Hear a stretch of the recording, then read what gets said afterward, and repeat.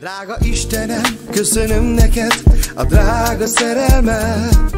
Vele teljesen egy az érzésem, ő az életem értelme. Vele boldog lett az én szívem, leírhatatlan érzés ez. Neked tudnod kell, mindig itt leszek, fogom a két kezed. Kérlek bízz bennem, és így nekem, s boldogá teszlek.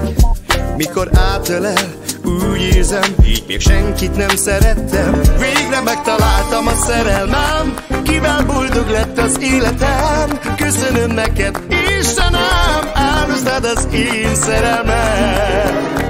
Lehet, hogy a Drága gyermekem, te vagy a minden.